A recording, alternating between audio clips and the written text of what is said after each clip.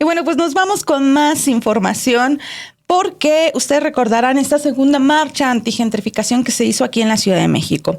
A propósito de algunos acontecimientos que se registraron en ese lugar, vandálicos, como señalaron diversos medios de comunicación, pues al menos 152 personajes de la política, del arte y la literatura, así como académicos, publicaron una carta para condenar los destrozos en el Museo Universitario de Arte Contemporáneo, conocido por el MUAC por sus siglas, y también destrozos en la librería Julio Torri de la Universidad Nacional Autónoma de México en acontecimientos registrados el pasado 20 de julio tras esta segunda marcha contra la gentrificación aquí en la Ciudad de México.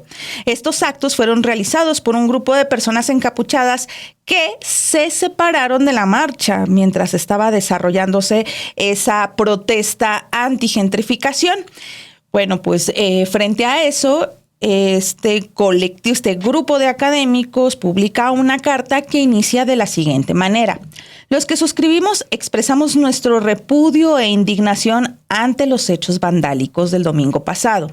Además, señala también lo siguiente. Exigimos esclarezca el origen de estos actos vandálicos y expresamos nuestra enorme preocupación ante la frecuencia alarmante con la que actos equivalentes han ocurrido en marchas pacíficas y protestas de la sociedad civil en distintas alcaldías de la ciudad como resultado de la infiltración impune de individuos y grupos responsables de agresiones crecientes que dañan bienes públicos y privados, generando una atmósfera de tensión y violencia. Es parte de lo que dice este comunicado que están viendo ustedes en estos momentos en pantalla.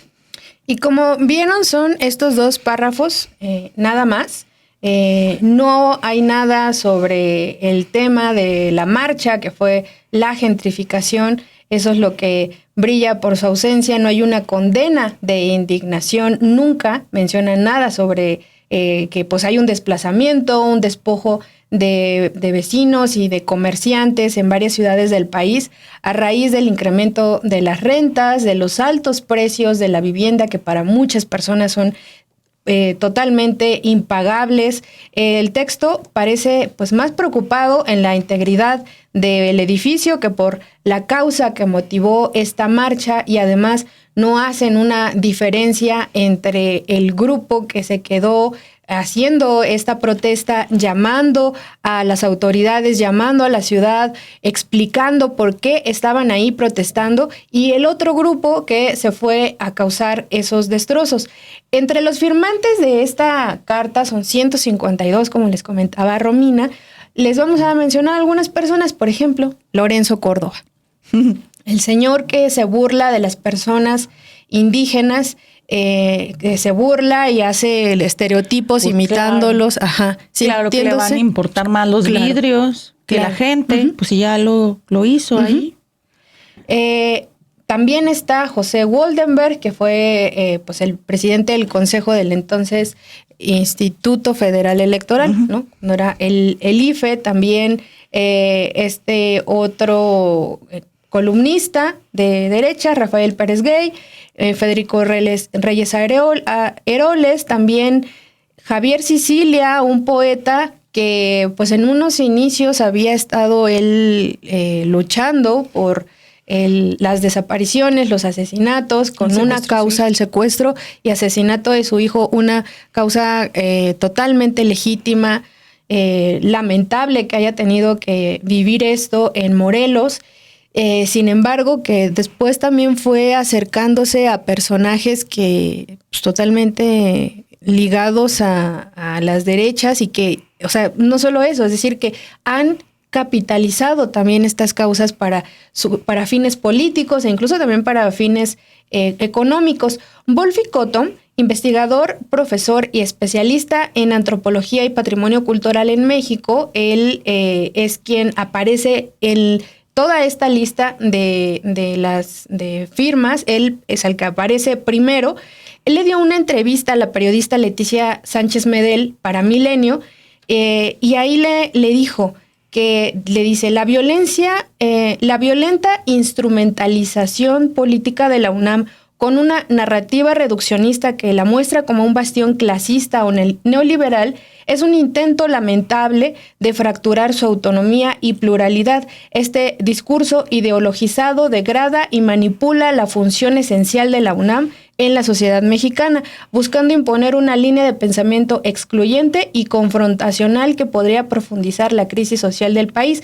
Y esto se refiere también un poco a el expresidente Andrés Manuel López Obrador emitió varias críticas contra la UNAM y precisamente contra, no como la casa de estudios, sino quienes desde esta corriente neoliberal pues tomaron el control de la universidad, y el ejemplo es son académicos, artistas, hay también ahí algunos exfuncionarios de varias dependencias en épocas del PRI, hay también actrices, está también la escritora Margot Glantz. Jaime Riestra. Ajá, exacto, la escritora Margot Glantz, a quien se le ha señalado por estar en esta... a pesar de todas esas imágenes y de toda la información que tenemos del genocidio en Gaza, y ella continúa con una defensa del Estado israelí, y pues lo que señala aquí Wolfi Cotton, la violenta instrumentalización política de la UNAM con una narrativa reduccionista. Pues es que en esta carta, ¿qué es lo que nos señalan cuando se están tomando el tiempo para señalar esto y no hablar de otro gran problema, de otra violencia? Y eso creo que es más violento que romper, de nuevo, sin decir y para nada defender los actos que realizaron en la UNAM, pero que es más violento romper los vidrios de ese museo, o la violencia que están viviendo las personas desplazadas de sus casas.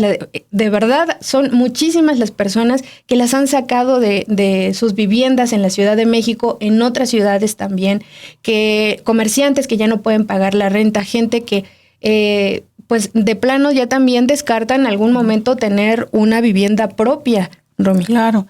Y también hay que recordar, bueno, a mí me sorprende y me sorprende un tanto porque pues también vemos gente con conciencia política en esta lista.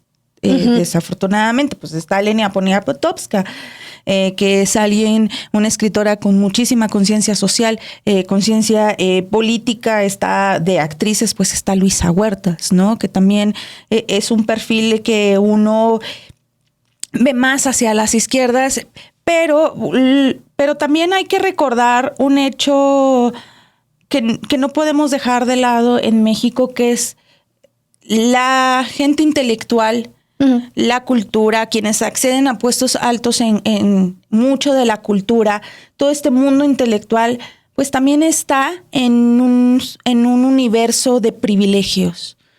De verdad es que muchos de los intelectuales viven en Coyoacán, viven en zonas que ya, o sea, que tienen acceso a privilegios. O sea, de verdad, vean a los profesores del Colegio de México, a los intelectuales que están como académicos de planta de la propia UNAM, que algo que hemos denunciado y que se ha dicho aquí es esta disparidad y desigualdad entre lo que gana un profesor de plaza académico de la UNAM, con puestos con sueldos de 150,000 más bonos que no acceden los propios profesores de asignatura, mientras un profesor de asignatura gana, no sé, 7,000, 10,000 pesos si quieren al mes.